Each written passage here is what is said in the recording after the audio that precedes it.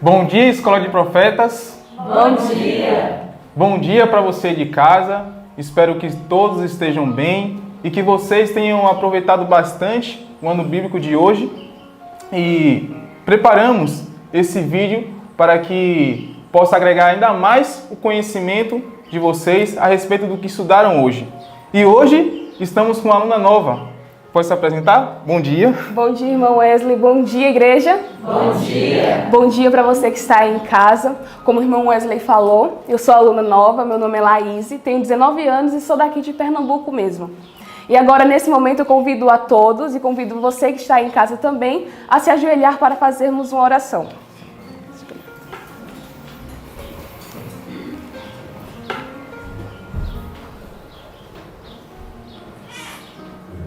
Senhor Deus e amado Pai, nesse momento nos colocamos mais uma vez, Senhor, diante do Teu trono, para Te agradecer por mais um dia que o Senhor tem nos concedido e porque Tua misericórdia, Pai, se renovou mais uma vez em nossa vida. Amém.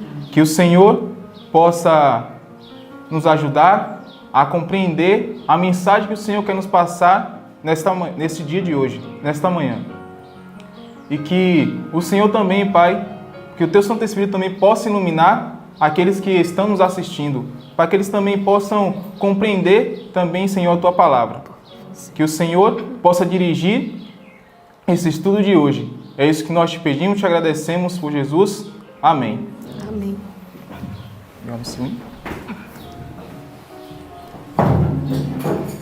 E para dar início ao nosso culto de adoração a Deus, eu peço a vocês que nos acompanhem com o hino 238, O Amor Nos Faz Contentes.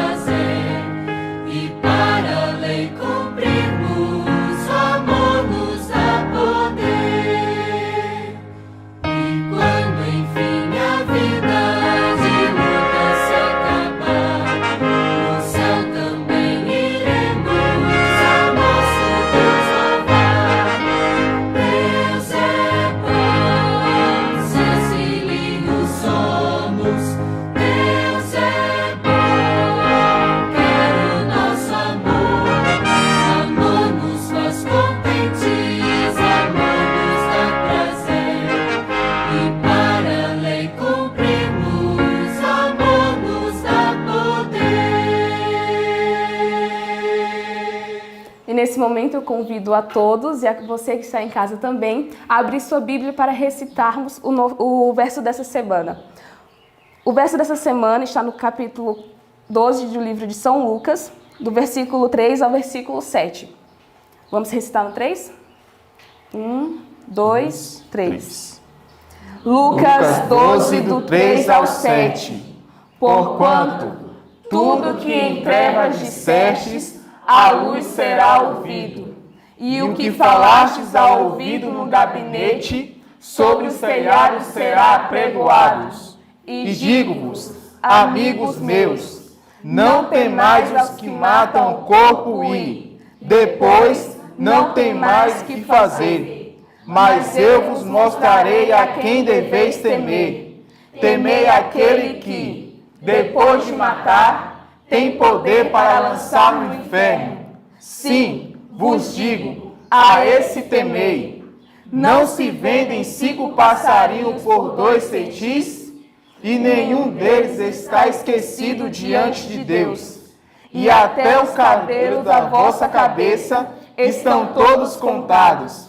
Não temais, pois, mais valei vós do que muitos passarinhos. Lucas 12, do 3 ao 7. Lucas 12, do 3 ao 7. Porquanto, tudo que em trevas dissestes, à luz será ouvido. E o que falastes ao ouvido no gabinete, sobre os telhados será apregoado. E digo-vos, amigos meus, não temais os que matam o corpo e, depois, não tem mais o que fazer.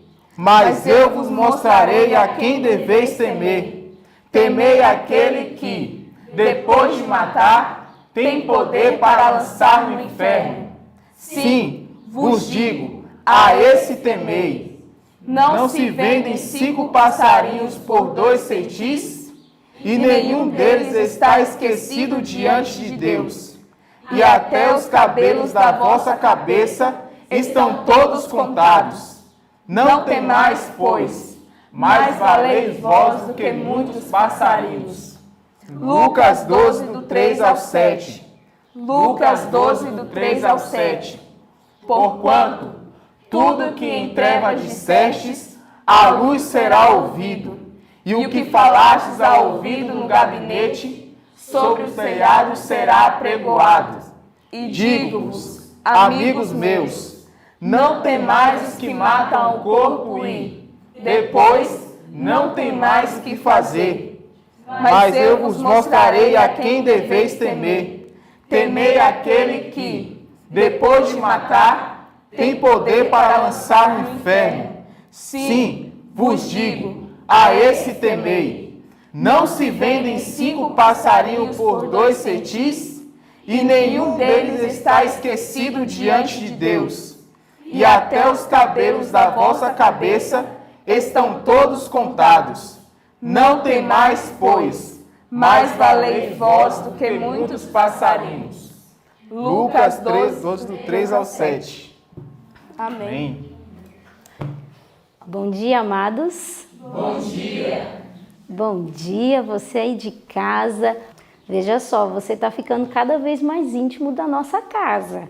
Você entrou dentro da nossa igreja, agora você está entrando dentro da nossa sala de aula. Nós estamos ficando cada vez mais íntimos, né? Que legal.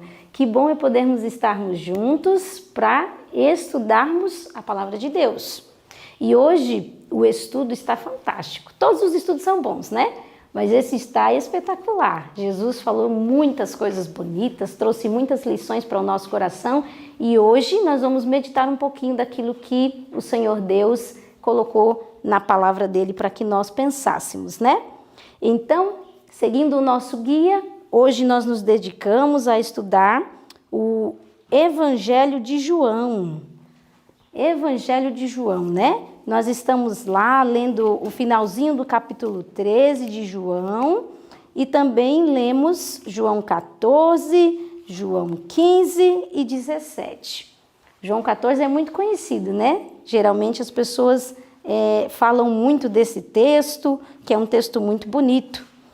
E nós estaremos meditando também no Desejado de Todas as Nações, o capítulo 73. Não se turbe o vosso coração. Um título muito bonito, né? Para nós pensarmos um pouquinho do que estava acontecendo, né? Nós estamos vindo estudando a história de Jesus, os seus últimos momentos aqui nesta terra. Ele estava lá, né, fazendo a Santa Ceia com os seus discípulos, até o momento em que ele entrega o pão para Judas e Judas vai embora e agora ele fica sozinho no cenáculo com os 11 discípulos. Imagina só essa cena. É o último discurso de Cristo para os seus discípulos. Se você soubesse que você ia morrer, qual seriam as suas últimas palavras? E se você soubesse que as pessoas que vão ficar dependessem dessas suas últimas palavras? Jesus estava vivenciando esse momento. Ele estava ali com os 11 paradinhos na sua frente e seriam aqueles 11 que tocariam a sua igreja aqui na terra. Quais palavras Jesus falaria para aqueles corações? O último legado deixado por Cristo foi um legado de paz. Lá em João 14, verso 27, ele fala para os discípulos: deixo-vos a paz, a minha paz vos dou. Não vou lá dou como o mundo dá. Não se turbe o vosso coração, nem se atemorize. Foi esse o legado que Cristo deixou para os seus discípulos, um legado de paz. As suas últimas palavras foram palavras cheias de esperança, de ânimo, não palavras de lamentação ou de tristeza porque iria sofrer. Pelo contrário, palavras de esperança, de ânimo. E lá está Jesus olhando para aqueles 11 senhores, né, aqueles 11 homens, e aí diz que ele olha com um olhar de amor, com terna simpatia, e aí ele começa a falar aquilo que está escrito em João 13, o versinho 33. Eu vou ler para você, você pega aí a sua Bíblia também para você acompanhar. Olha só como Jesus inicia o discurso dele. Filhinhos, que bonito, né? É assim que Jesus chama você, filhinhos. Ainda por um pouco estou convosco. Vós me buscareis, mas, como tenho dito aos judeus, para onde eu vou, não podeis vós ir, eu vou-lo digo também agora. Imagina só esse discurso. Era um discurso de separação. Naquele momento que Jesus começou a falar que iria deixá-los, eles se espremeram bem perto de Jesus, angustiados, e ficaram deprimidos. Olha só, querido, você que está em casa, presta atenção no que eu vou ler para você, no que está no Desejado de Todas as Nações. Os discípulos, eles ficaram muito tristes. E eu quero dizer para você que hoje no estudo, no parágrafo que começa, os discípulos não se podiam regozijar ouvindo isto, diz que eles ficaram deprimidos, ficaram tristes, porque Cristo era-lhe mais precioso do que a própria vida. E no próximo parágrafo, que começa, mas as palavras que lhes dirigiu o Salvador foram cheias de esperança, traz uma informação muito importante para os nossos dias hoje. Diz que Cristo sabia que seriam assaltados pelo inimigo e que os ardis de Satanás são mais bem-sucedidos contra os que se acham deprimidos pelas dificuldades. Você ouviu isso, você que está em casa? Vocês ouviram, amados? Aqui é claro em dizer que quando estamos deprimidos, quando somos assaltados pelas dificuldades e ficamos tristes, abatidos, né? A gente anda assim que nem um cachorrinho desamparado, diz que aí é que Satanás ganha força contra nós. Aí é que ele é mais bem-sucedido. Por isso, Jesus dirigiu para eles palavras de esperança. E sabe qual é a solução para a depressão? Para o desânimo, para a angústia? Vou te dizer agora. Fê-los voltarem os pensamentos do exílio terrestre ao celeste lar. Jesus começou a falar para eles do que havia lá no alto. Fez com que eles erguessem os olhos para o lar celeste. É assim que se vence a depressão, o desânimo, a tristeza, o desamparo. Comece a olhar para o alto, para de olhar para o terrestre, para aqui, para a terra. E aí, Jesus inicia falando aquilo que está no capítulo 14, que eu acredito que você tenha até decorado. Não se turbe o vosso coração. Crede em Deus, credes também em mim. Na casa de meu pai há muitas moradas. Se não fosse assim, eu vou-lhe teria dito. Vou preparar-vos um lugar. O que Jesus estava dizendo? Eu estou indo. É uma separação, mas isso não é para sempre. Um dia eu vou voltar e eu vou buscar vocês. E eu vou levar vocês para ficarem juntinhos de mim. E quando eu for e vos preparar lugar, verso 3, virei outra vez e vos levarei para mim mesmo, para que onde eu estiver, estejais vós também. Decore esses textos, decore essa palavra que Jesus falou. Quando você estiver triste, lembra disso. Não se turbe o vosso coração. Creia em Deus, porque Ele subiu para preparar-vos um lugar. E aí, quando Jesus está falando esse discurso, Ele diz assim, verso 4, mas vós sabeis o caminho para qual eu vou. Aí Tomé, o duvidoso, fala assim, mas Senhor, eu não sei que caminho é esse. Qual é esse caminho que o Senhor está indo? E Jesus, com divina paciência, conduz a Tomé e fala, Tomé, aqui no versinho 6, eu sou o caminho, a verdade e a vida. Espera aí, quantos caminhos Jesus apontou? Um único caminho. Ele disse que Ele é o caminho. Perceba, não há vários caminhos para o céu. Só há um caminho para o céu. Você sabia, amigo aí de casa? Só há um caminho para o céu. E esse caminho é Cristo Jesus. O caminho não está, veja só o que eu vou te dizer, o caminho não está através de nenhum santo, o caminho não está através de nenhum presbítero, nenhum bispo, nem mesmo um papa. O caminho é unicamente Cristo Jesus. Ele é o único caminho pelo qual podemos ter acesso a Deus. E é nele que nós temos que nos fiar e depender. E Jesus ensinou isso falando para Tomé. Olha só que interessante. E aí, continuando aqui no capítulo 14, verso 7, diz, se vós me conheceis a mim, também conhecereis a meu Pai, e já desde agora o conheceis e o tendes visto. Jesus estava dizendo, vocês já têm conhecido o Pai, vocês têm visto o Pai. Aí o Filipe faz um pedido para Jesus. Qual é o pedido de Filipe? Senhor, mostra-nos o Pai, e isso já nos basta. Nossa, Filipe, como aquelas palavras foram dolorosas ao coração de Jesus. Jesus ficou ferido, porque Filipe ainda não havia entendido que em Cristo se via o Pai. Você já parou para pensar quantas das nossas falas às vezes fere tanto o coração de Jesus? As nossas dúvidas, né? As nossas pequenas queixas, e isso vai ferindo o coração de Jesus. Filipe feriu o coração de Jesus. E aí, Jesus respondeu no verso 9, mas Filipe, eu estou há tanto tempo com você e você ainda não percebeu?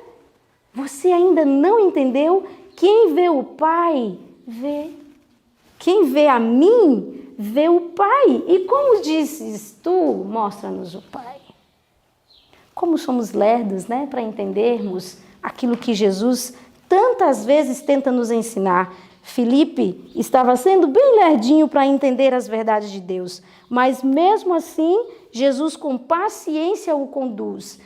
E olha só o que Jesus respondeu para Filipe, não crês tu que estou no Pai e que o Pai está em mim?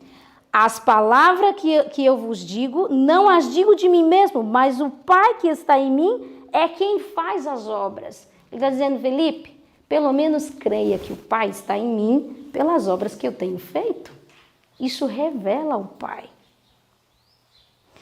E Jesus agora, neste momento, faz uma promessa para os discípulos. E eu quero dizer para vocês que essa promessa se estende até nós. Ele diz aqui no verso 12 do capítulo 14, na verdade vos digo, que aquele que crê em mim também fará as obras que eu faço e as fará maiores do que estas, porque eu vou para o Pai. O que Jesus estava querendo dizer ao falar que os discípulos, e isso se estende até mim e a você, que faríamos uma obra maior? Do que Jesus falava? Olha que interessante. Jesus não falava essas palavras como que dizendo que a obra dos discípulos seria de mais exaltado caráter. Não. Jesus falava da extensão de sua obra. a obra dos discípulos alcançaria uma extensão maior. E, consequentemente, essa promessa estende-se à sua igreja até o fim dos séculos. Então, nós participamos dessa promessa de Cristo. Olha que alegria! Todos que se colocam no trabalho de Deus, confiando naquilo que pode fazer através de Deus, fará obras maiores. Que lindo isso, né? E o Senhor Jesus deixou isso para conforto do nosso coração, para que nós nos apoiássemos nele. Agora, uma parte muito linda que eu achei do estudo, e eu quero tanto compartilhar isso com você, está lá em João 14, no verso 13 e no verso 14. Quero ler com você, pega a sua Bíblia. Olha aí, ó. E tudo quanto pedides em meu nome, eu farei, para que o Pai seja glorificado no Filho. Se pedirdes alguma coisa em meu nome, eu farei. Que coisa grandiosa é essa que Jesus está falando para nós. Eu quero ler para você, no Desejado de Todas as Nações, a explicação desse verso. Porque ela é tão linda e tão profunda que eu quero que você guarde essas palavras no seu coração. O parágrafo que começa: até então os discípulos não estavam familiarizados. Aqui nesse livro, a página é 471. Mas no seu pode ser diferente. Então você inicia pelo parágrafo você procura pelo parágrafo que eu falei. Até então, os discípulos não estavam familiarizados com os ilimitados recursos e poder do Salvador. Disse-lhes: até agora nada pedistes em meu nome. Explicou que o segredo de seu êxito estaria em pedir forças e graça em seu nome.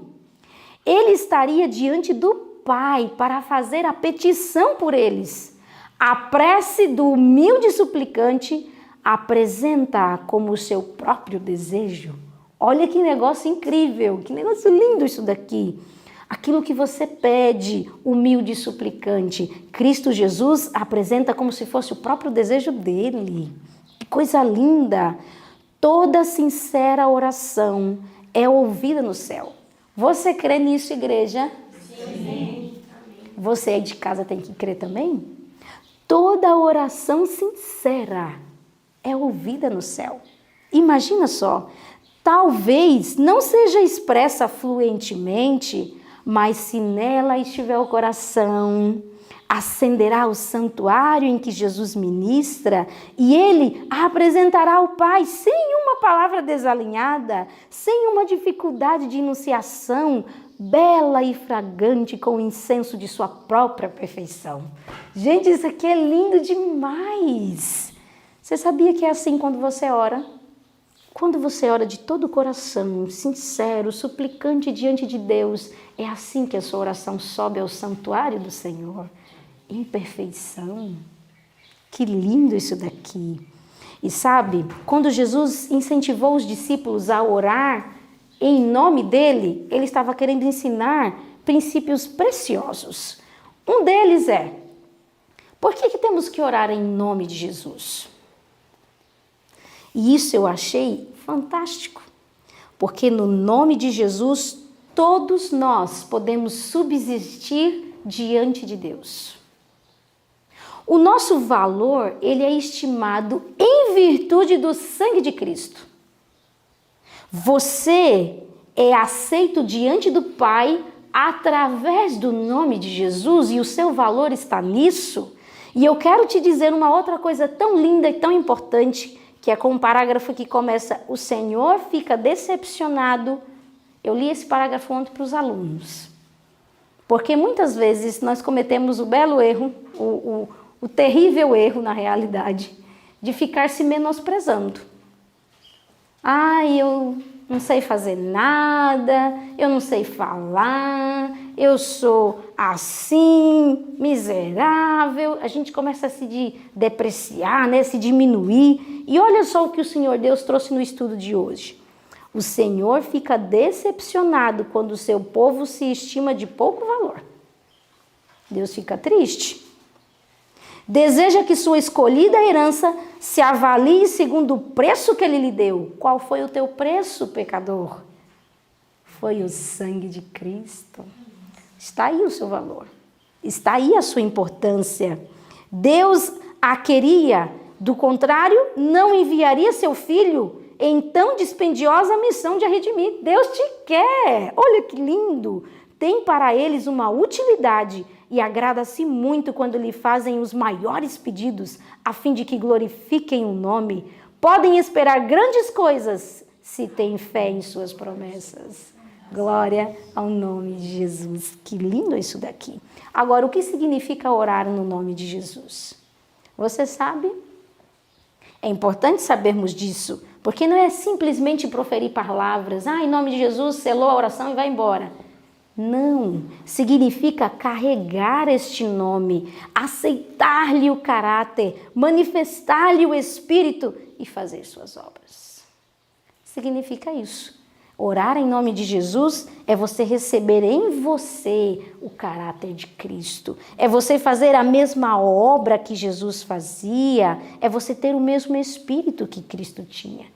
Importante isso, não? Importante aprendermos sobre essas coisas. E tudo isso Jesus ensinou em seu discurso, no seu último discurso. Mas ele continuou falando. Só que agora, Jesus começa a falar da obra de um outro Consolador. Ele estava indo, e seus discípulos estavam sozinhos, né? Pelo menos era assim que eles se sentiam, órfãos, abandonados. Imagina só que sentimento deve ter sido no coração dos discípulos. Então Jesus começa a dizer assim, eu não vou deixar vocês órfãos, de maneira nenhuma. Olha aqui no capítulo 14, o versinho 16, o que ele começa a dizer para os discípulos? Eu rogarei ao Pai, e Ele vos dará outro Consolador, para que fique convosco para sempre. Os nossos alunos estudiosos do hebraico, né? Aprenderam que esse outro não é outro diferente, é outro semelhante, igual. Eu vou dar outro, alguém igual a mim, o Espírito Santo. Ele ficará aqui me representando e ele estará com vocês para sempre. E assim, na pessoa do Espírito Santo, Cristo estaria conosco em todas as dificuldades, em todos os momentos. Cristo está com você aí agora, neste momento. Você que está aí com a Bíblia aberta, estudando, orando, pedindo a Deus. Cristo está aí com você agora. E Cristo está aqui conosco também, através do Consolador, o Espírito Santo. E qual seria essa obra que o Espírito Santo faria por mim e por você?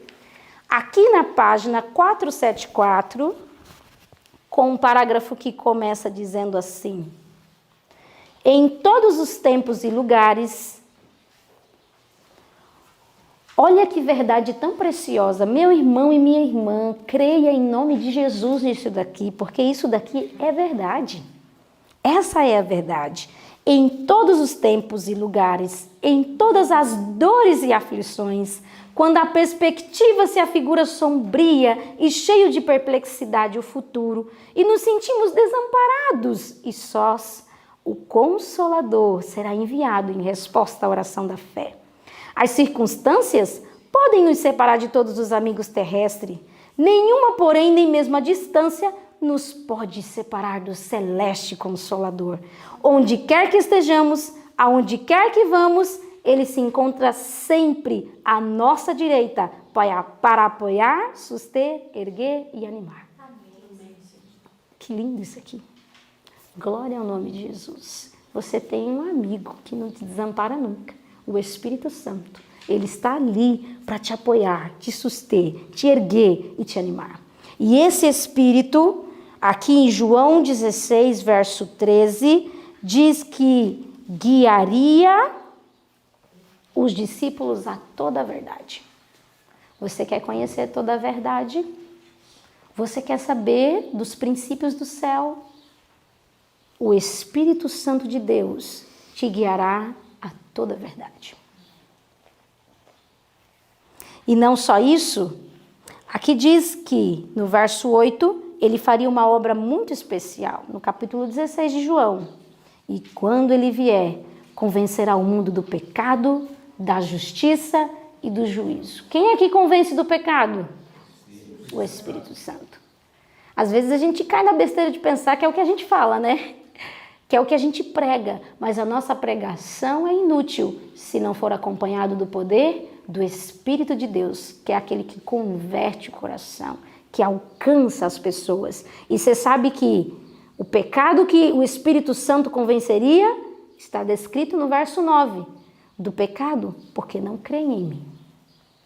O Espírito Santo nos convenceria da incredulidade, da dureza de coração, de não confiar em Cristo, de não confiar em Jesus. E esse Espírito Santo foi prometido para a sua igreja, para o seu povo, para mim e para você. E você pode pedir, rogar por esse Espírito.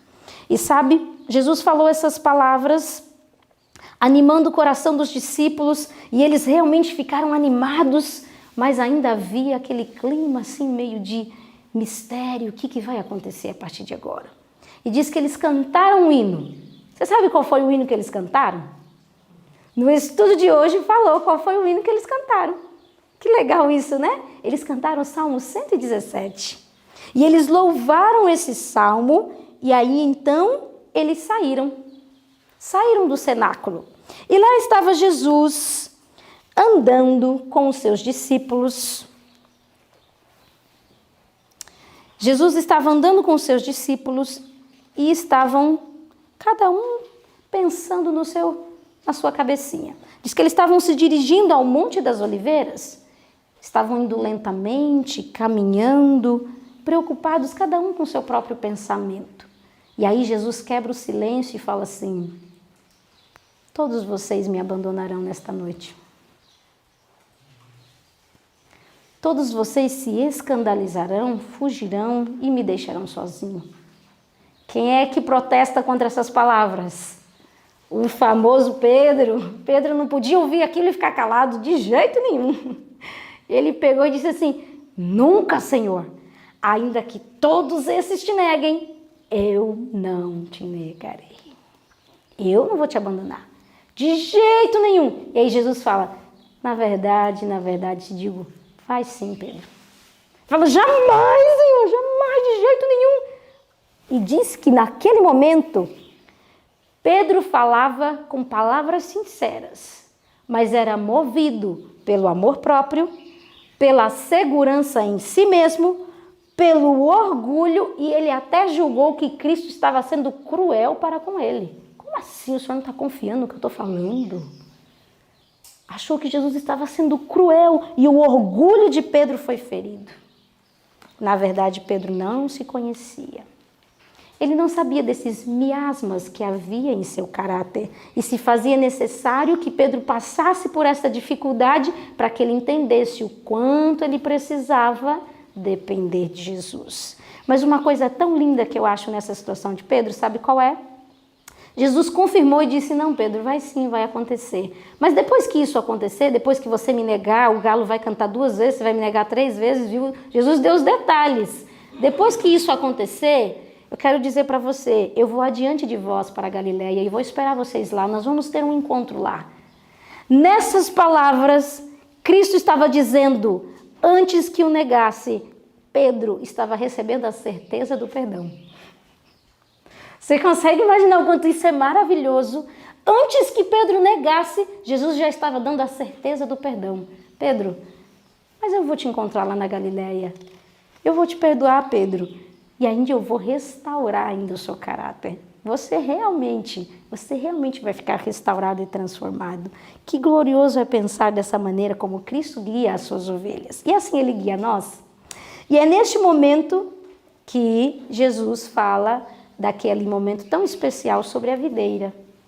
Acho que todos nós já estudamos, né, o capítulo 15 de João e já decoramos, né, aquilo que Cristo vem falando sobre a videira e os ramos. E é interessante observar que quando Cristo estava falando isso, realmente ele estava vendo uma videira. Diz que a lua clara iluminou uma videira e aí ele olhou para aquela videira e disse: eu sou a videira verdadeira. Isso está lá em João, capítulo 15, verso 1. Eu sou a videira verdadeira e meu pai é o lavrador. Olha que interessante. Por que Cristo usa uma videira? O que Jesus estava querendo ensinar? A videira, para poder crescer, ela vai se agarrando, né? Vai se agarrando naquilo que você coloca como apoio, e aí ela vai crescendo e subindo até chegar às mais altas alturas, mas ela cresce agarrada em algo. Assim Cristo estava querendo ensinar aos discípulos, para que vocês cresçam, vocês precisam estar agarrados a mim. E eu quero dizer para vocês as palavras que Cristo disse aqui em João, capítulo 15, o verso 5, olha só o que está escrito aqui. Eu sou a videira, vós as varas, quem está em mim e eu nele, esse dá muito fruto, porque sem mim nada podemos fazer. Você e eu somos enxertados nesta videira. E quando fomos enxertados, quando se enxerta, né, uma vara numa videira, a fibra com a outra fibra vai se juntando, vai se imergindo no tronco para que se tenha vida. E assim é, ó pecador, com Cristo Jesus. O pecador une a sua fraqueza à força de Cristo. Esse é o parágrafo, eu sou a videira, vós as varas.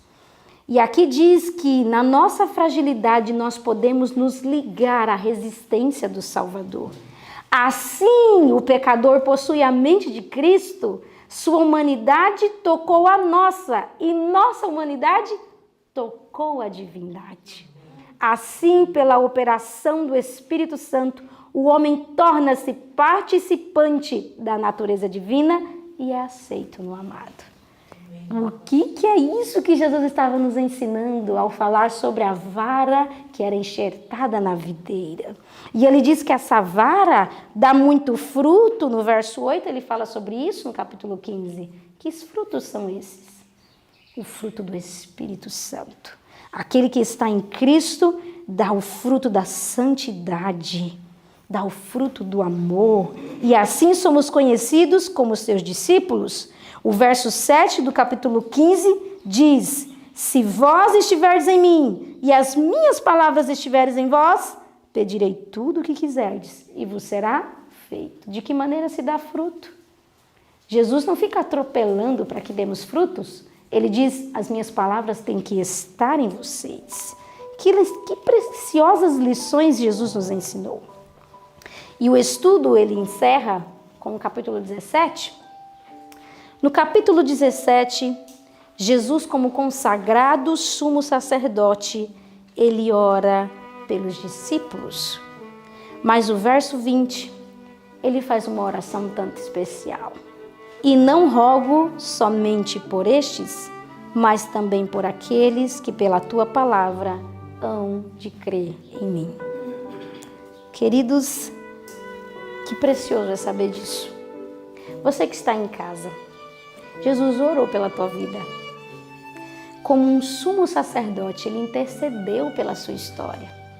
Ele intercedeu por mim também, intercedeu por vocês que estão aqui. Jesus orou por nós, para que a nossa fé não se desfalecesse, para que nós crescêssemos e confiássemos nele. Você já parou para pensar que essa oração reverbera até os dias de hoje e alcança a tua vida?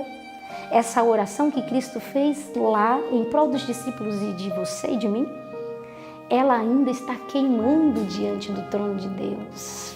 Ela não se apagou. Que você creia nisso.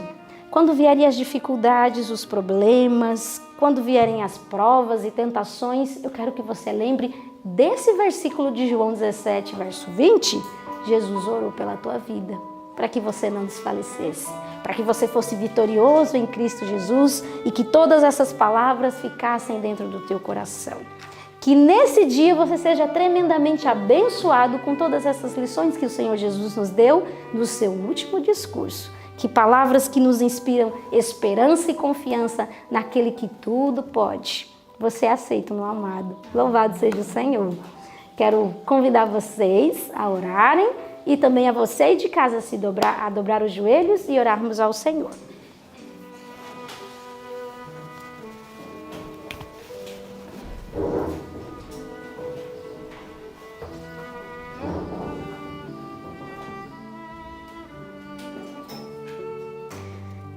Querido Deus e bom Pai, nós queremos agradecer por essas últimas palavras faladas por Cristo aos seus discípulos.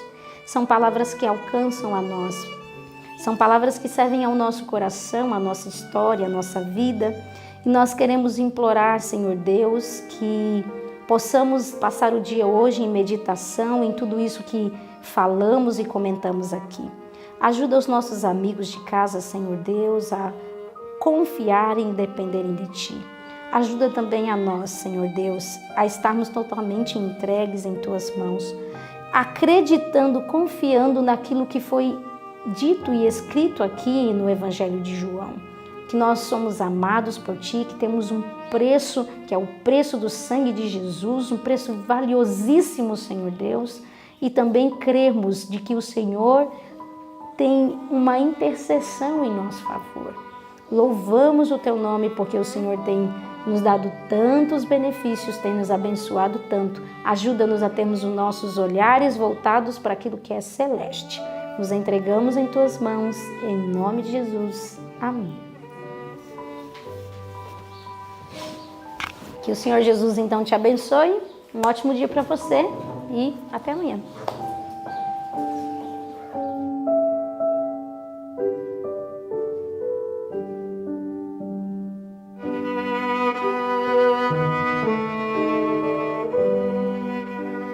Música